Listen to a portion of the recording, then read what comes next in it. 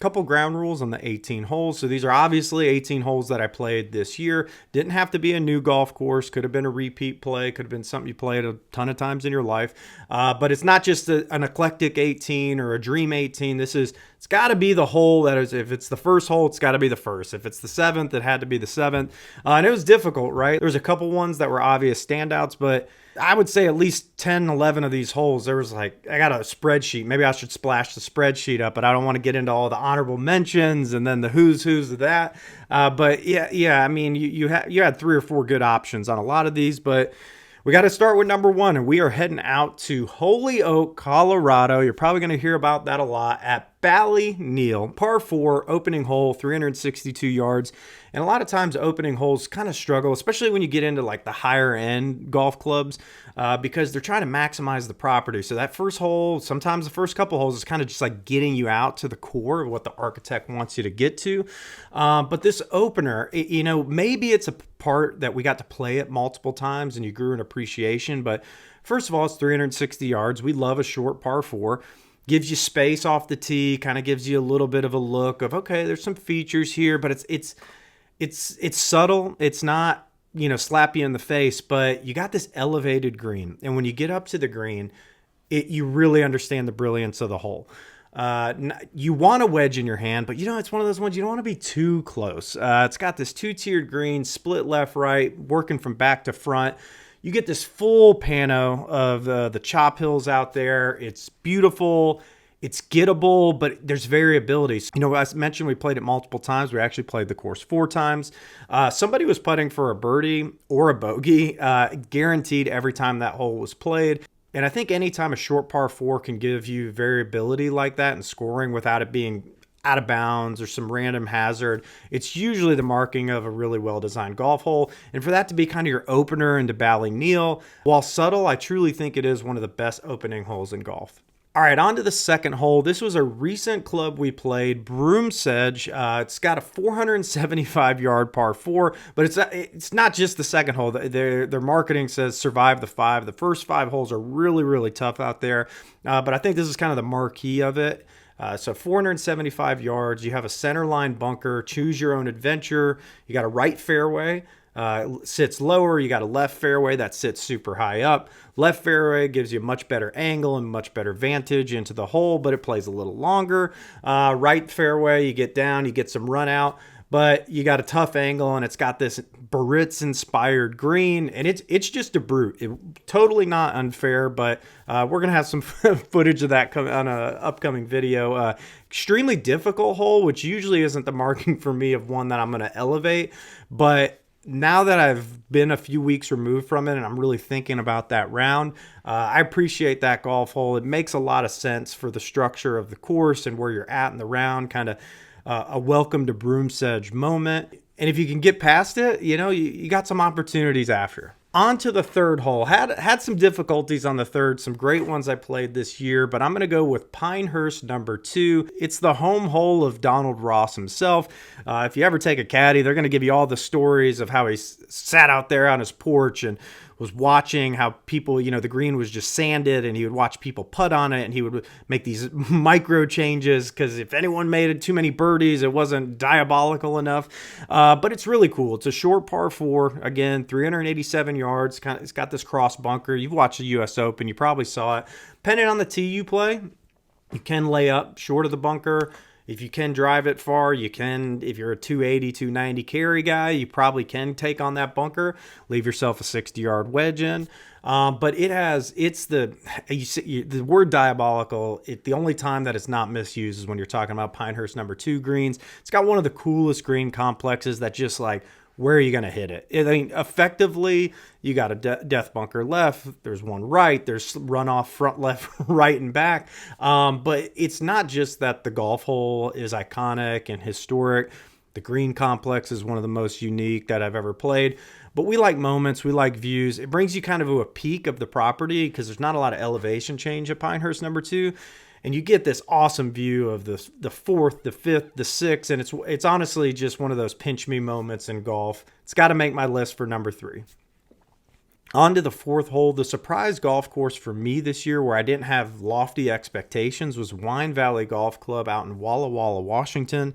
The golf course, we've covered it. We have a full deep dive. Go check it out on our YouTube or Spotify or Apple Podcasts. Fourth hole, 390-yard par 4. It's another one. It's got a center bunker, but it's not as dramatic as, like I said, with Broomsedge. And you can kind of go left or right, and they have completely different strategic challenges based on which way you go. And then when you get up there, it has one of the coolest greens that I played of the year. It's this kind of long, winding green. It's got a bunker left. You know, that we had the architect on it. He said he prefers going left of the bunker and being able to use some of the features to the right of the green. That gave me the heebie-jeebies because of how the green is shaped. So I went right of that bunker in the fairway.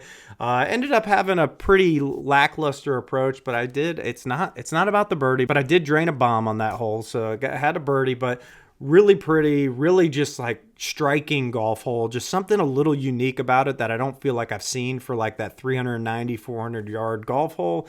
Awesome stuff. Number 5, I'm really excited to do this, and I'm not putting the Fields Golf Club in just because we like the people out at the Fields. The 5th hole, par 4, 438-yarder. It's the welcome to Fields moment. So if you've seen anything about the Fields, it's got this super unique property, especially for a public golf course in Georgia. Owner operated. It's got a ton of really awesome golf holes, but the 5th is the first time. Like the first 4 are kind of different from the rest of the course. It's routing to get you to the quote, the Fields, the open expanse, which you've probably seen in some drone flyovers and all that. And this is your first time of getting to it. And it's got this great combination of an awesome green complex, a true links feel. You kind of have an obscured tee shot and you're like not getting a ton of perspective of what the hole is. But the second you crest, you get the full expanse of the property for the first time in your round. And it really is breathtaking. It's awesome. It's rolling hills. It's pretty. You have the native grasses. You have the different colors popping. And then you just see these contours, these wild natural contours. And it is truly an excellent golf hole. And it's a meaty par 4. And I don't know why. The green is big. It is so difficult for me to hit this green. I don't know what it is. It might be the optics of like welcome to links golf. So your depth perception's a little off. But it's a great golf hole, and anytime we can promote like amazing, affordable public golf, it's awesome, but it truly is cool and worthy of the list for the year. Number 6, Chambers Bay. I'm a sucker for like a volcano hole. If you don't know what a volcano hole is, I'm not going to nerd out with you, but anytime you see something kind of neck up towards the green and it's framed in, whether by dunes or mounds or whatever it is. A lot of good examples out of in golf that I've been able to play. But the 6 is cool, man. It's a 450-yard par 4. You know, depending on the tees you play, you know, most people are playing it at about a 400-yard hole, but you're hitting to a spot in the fairway. It's open, wide open. But once you get about 130 and into the green, it just narrows in. You got this uphill shot, small green with little, landmine bunkers to the left. It just framed perfectly. It's super pretty and one of the more fun par 4s on a golf course that has a lot of them. Really think highly of Chambers Bay after it was my first time playing out there this year. Great golf hole. Number 7, we are heading out to Ballyneal again. This isn't a surprise. If you know anything about Ballyneal, the 7th hole is iconic. Par 4, 352 yards, but based on the tee you're playing, it's effectively playing usually like you could play 270 to 350 yards. A lot to do with wind and how firm the turf is and what shot shape you're hitting into. It has one of the most fun tee shots and probably the most unique green I've ever played on. Again, this would be a really good one for you to go watch video. We have a full video of Ballyneal if you want to learn everything about all 18 holes. It's got this green that's like, I guess it's like shaped like an E. I'm sure there's a more technical term to it. It's got these 3 fingers that come out, bunkers to the right, a huge slope to the left, and your tee shot is this like obstructed blind view. You know where you're hitting, and if you're willing to hit this kind of like ropey hook draw, you can use the contours, you could run it up there, you can have a chance at glory. We actually ended up over our rounds there having a couple looks at eagle, but also you can get in some like really, really precarious positions, and you got to get creative and use the elements and the slopes. But From a fun factor, it is awesome. From an architect standpoint, it is extremely unique.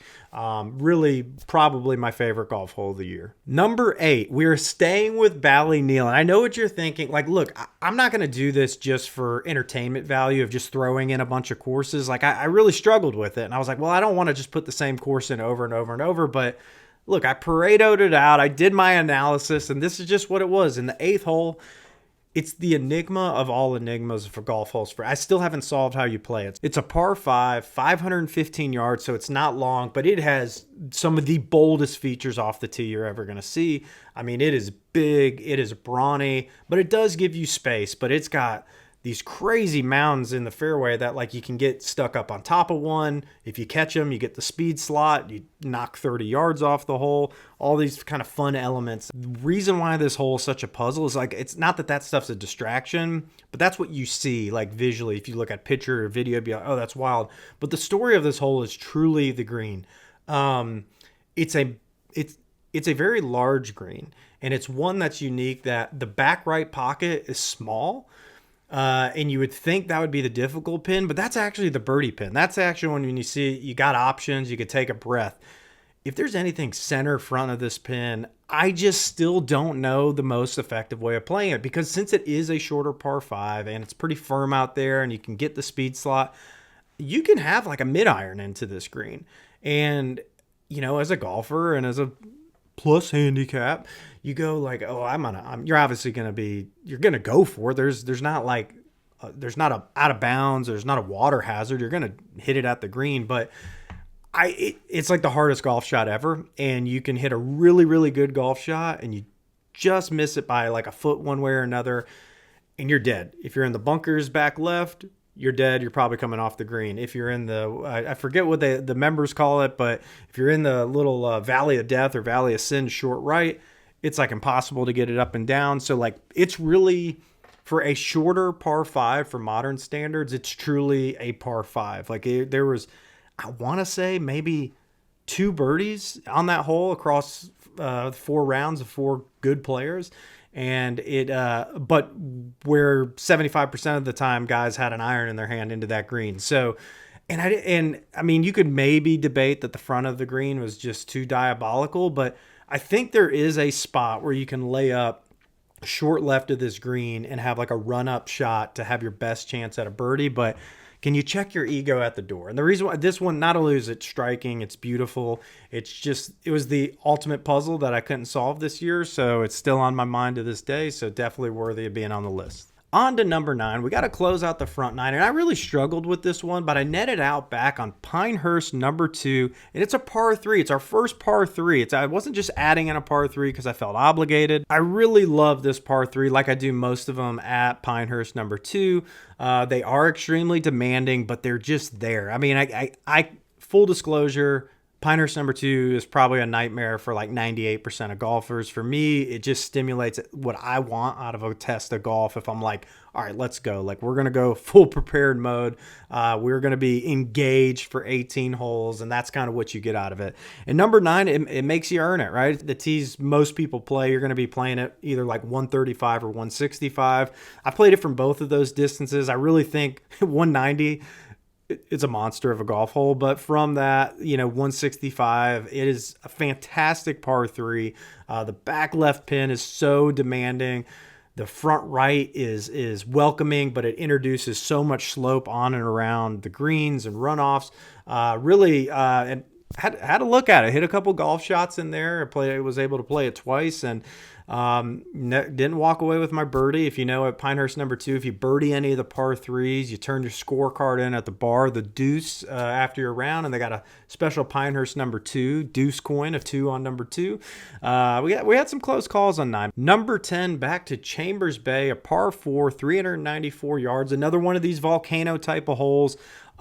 It's just framed by bunkers though, left and right. And as you get closer to the green, it kind of works up, probably plays like up 5-8 yards, but it's got this like really tucked away green that it's probably one of the most unique greens I've ever seen.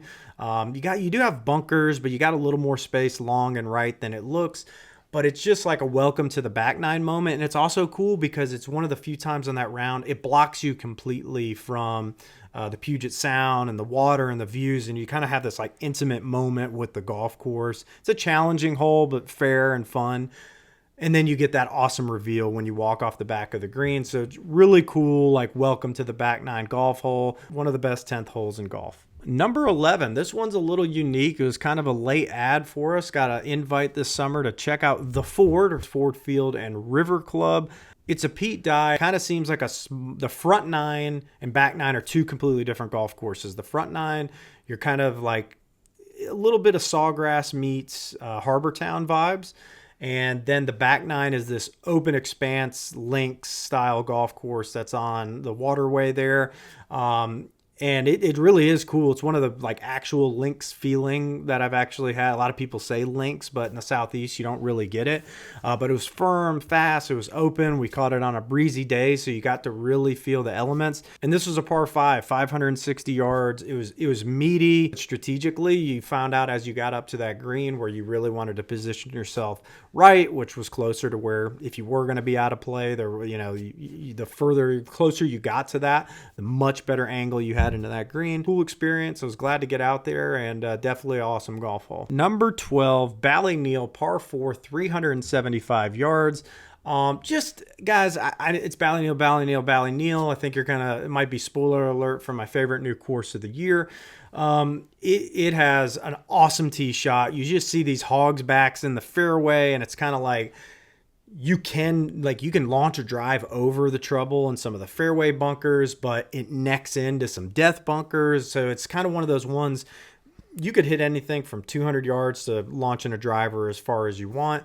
But it's got a like 10 out of 10 green. Another one that has a massive feature in the middle, and it really makes the pinnable locations not only like it makes the golf hole feel completely different every time you play it.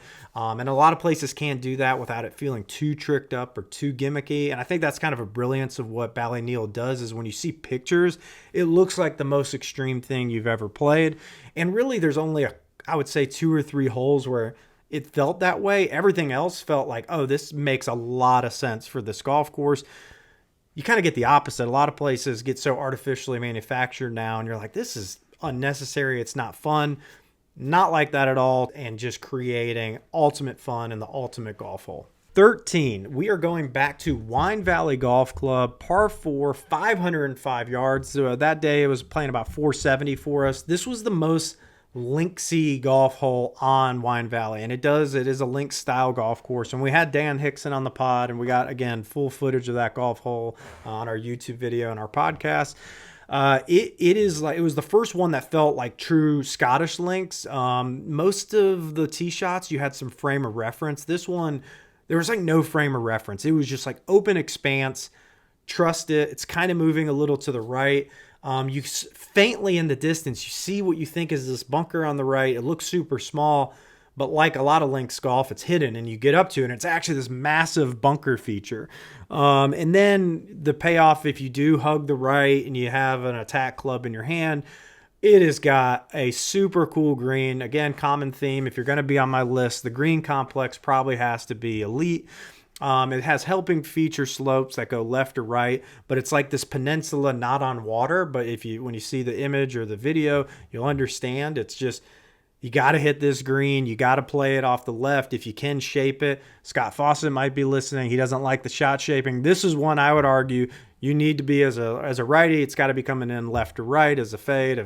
Obviously, if you're a lefty, it's got to be hooking because you can't really go effectively at the pin. There's so much danger short and right of that green. But that's what Dan does. He gives you the option to use those features. So awesome golf hole. Really, really a lot of fun. Again, if you're going to have your hard golf hole be able to deliver fun at the green, I think that's a sweet spot for the everyday golfer. All right, 14. I can't believe I'm saying this because we were very hard on Wolf Creek in Mesquite, Nevada this year. We didn't like it. Look, we have reels and stuff on it if you want our full take. We didn't just try to bash it. Like when we did the podcast on it, there's plenty of good things we talked about it, but we just don't get it. We don't understand the accolades. It's gimmick golf. It's it goes back to the same trick every single time of let me give you this crazy elevated tee shot. And it's like, I don't know. For me, wasn't fun, wasn't interesting. It was bad architecture. But I'm trying to come up with unique golf holes that delivered a moment. And I will say the 14th hole is one of the most unique golf holes I've ever seen. Maybe I have it on this list just out of like curiosity of what is the maintenance budget just for this golf hole. So for context, it's a par 4, 440 yards. You're, I don't know, 250 feet, 350 feet on the mountainside hitting over this basin, and the fairway's running perpendicular to you or 45-degree angle to you with, it's just like a 300-yard bunker. It's separated by some grass, but it's going up the whole line of the fairway. It's got wild contouring. The green is even wild. The bunker's at the green. It's just, it is Wolf Creek. It's the boldest of the bold, but I will say as an interesting golf hole goes, it's not just the gimmick tee shot. There actually is some strategy. How much do you want to bite off on that tee shot? You can be pretty conservative and go right, but then you're leaving a pretty long shot into a difficult green. You can take on, again, the ball's flying out there. You're at such elevation. If you can drive the ball, if you can carry it 270, 280, you can almost damn near drive this thing up to the green. We're fair and balanced here. We didn't like the golf course, but that truly was an exceptionally unique golf hole. So happy to put it on the list on the 18 holes for the year. 15th hole, we are back at Wine Valley Golf Club. They almost went 13, 14, 15, but we gave that one to Wolf Creek on 14. But number 15, par 5, 515 yards, another shorty, just kind of like a number 8 at Ballyneal. Tee shot seems benign, but it's really not. Even though it's open, it's got this perfectly placed bunker where everything kind of funnels you to. And if you want to hit driver, because it's firm out there, so if you hit a driver, you can get an iron in your hand into this par 5. If you're a really long hitter, especially with how the hole is set up, I'm sure there's some guys out there that can get a 7-8 iron in their hand into this green. But it brings this bunker into play. And when you get that bunker into play, it really makes that approach shot amped up on the difficulty level. And when you see this green, you'll understand why you don't want to mess with it. So you do have the option of kind of laying back and leaving yourself that like 230 in. But again, for a short par 5, it is probably the only par 5 I've ever played. I said, if I play it again, I don't think there's any situation where I would go for this green in 2. It has disaster written all over If you hit, if you're hole high left or right, you might not par this golf hole. It's got hole high bunkers that are just those things like where you're just trying to hit like a 2-yard bunker shot, or else you'll ping pong into a very deep bunker on the other side of the green. You do have a little space deep, but again, if you're hitting a 200, 230 yard shot, I don't know how much you can really mess with I'm going to add 10 yards to it to play to a fat of the green in the back. I really think the play is about 15 yards off the front of this green. You can just lay up anything right there. And the cool part about Wine Valley, the turf is, a lot of times you play courses and they're like, oh, you could putt off of these greens. And you get up there and it's like, yeah, but it's really not. It's sticky. It's bumpy. Turf out there is so freaking good that you really can. Like if you want to play an 8-iron, if you want to play a putter, a hybrid, that option's there. But it also has enough meat there. If you are a magician, you could still use the 60 and get under it and clip something with some spin. But really just, again, a par 5 that can deliver, that's a short par 5, especially for modern standards, that can deliver that kind of decision, that kind of scoring variance. Is how important is eagle to you? That's the challenge question. All right, the 16th hole, we are back to Ballyneal, a par 5, 546 yards. I don't know what to say about this golf hole other than it's big, it's bold, it's got crazy dunes features. It's kind of intimidating off the tee. Some more of that native grass and mounding comes into play a little bit more than some other holes. You hit your tee shot back up to this super elevated green, and even though you have space, oh man, this green, it slopes from right to left, from back to front. So you can play deep. And then you got this nuclear chip. We had some guys ping-ponging back and forth, and you might hear that and go like, oh, that sounds like a nightmare. But again, when you see the golf hole and the options it gives you, you just get baited into taking the highest risk option because you're obsessed with eagle, or you're obsessed with the idea of I gotta be as close as possible to have the easiest chip possible to birdie. But you really got to figure out how to plot your way around that golf hole. Did crack the code on this one. I almost had a little albatross there, and had a nice eagle on my last round. From architecture, design, beauty, playability, fun factor, is like, it's again, when you have a golf hole that can concede all the birdies and the eagles, but also like a double is right there just if you just get out of position, you made a boneheaded move. But also, like, the group is smiling. Like, it's hard to do. I know, and it sounds crazy. Like, who's smiling after a double bogey? But you kind of know you did it to yourself. That's the 16th at Ballyneal. All right, the 17th, we're going to Pinehurst number 10, the new dog down at Pinehurst. Number 10, par 3, 175 yarder, over water, super striking. Again, as a par 3, like, a lot of times it's like, how do you make a par 3 strategic? Well, if it's not going to be like overly strategic in terms of the golf hole, I think the placement of the round and then delivering a moment in terms of a view and something iconic. I think number 10 does that really well here. You kind of hit a pretty hard stretch of golf holes, and then you get to number 17. And it's not an easy par 3. It's over water. It's got this cool 2-tiered green. But one I always like when a par 3 can play like distinctly differently day to day, and number 10 definitely has that here for their 17th hole. But also it's got a couple funnel spots. So for the 17th hole, you can get one, if you hit a golf shot, you can get one funneling towards a hole as opposed to like everything rejecting away from it like you kind of get at some other Pinehurst courses. But definitely happy to put Pinehurst number 10 in that slot. All right, the 18th hole, I got to come back to, like I mentioned up front, it's really hard to have good 18th holes. So I think like people think of Pebble Beach. But to be frank, like most of the back nine on Pebble Beach, this is going to sound hipster golfy, but isn't great golf. Like, it's great conditioning and all that, but they're not really the most exciting golf holes. But that payoff is you get the 18th hole. Well, most modern architects, they're routing the land to be like, okay, how do I make the most amount of great holes? And a lot of times that means you're kind of getting out there first couple, or your closing is getting you back to a clubhouse. Sometimes aren't the most thrilling. So you get to, okay, the 18th hole. What met I close this round out in style this year. I got to go back to Pinehurst number 2. There's a mixture of the history that you know on that golf hole, whether it's the Payne Stewart putt, whether now it's the Bryson sand shot. Who's not going to go hit the Bryson sand shot now? But it's more than that, right? So it's a meaty par 4, 450 yards. Again, most tees, you're not usually going to play the US Open tee. So 400-yard par 4, kind of moving left to right. It gives you space left. Like, you can miss it left.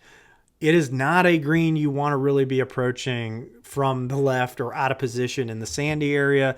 It slopes off hard left to right. The one thing about the Bryson shot, I don't think people understand. I'll overlay a video of an approach shot I had where I got ejected, how severe the slope is on the front of the green. I mean, it's one of the most severe runoffs of a green I've ever played. But not just the golf hole and trying to close out the round. You want to hit a golf shot. It's one of the coolest spots in golf. So I mentioned that bar earlier, the deuce. The deuce's bar is behind the 18th green. All those posts you see back there, you have everyone at the resort having a drink. It's one of the coolest places to just sit out there and watch golf. Everyone coming in on the 18th hole. And people are, they're giving you the booze. You hit that green, you're getting a standing round of applause. It's just like one of the cool, like, it's a great payoff for playing an iconic golf course. Most people are getting their teeth kicked in. But hey, when you do ping pong and you finally get it on the green and people are giving you the clap, and let's say you get the occasional birdie there, the occasional great approach shot, it's just awesome, and you definitely feel like you earned it, and it is a great way to cap off an iconic round. So lettuce heads, there it is. That's Goldy's 18 favorite golf holes of 2025. But again, I hope you have a Merry Christmas, Happy Hanukkah, Happy Holidays, and we will see you next week. And most importantly, stay plugged. Peace.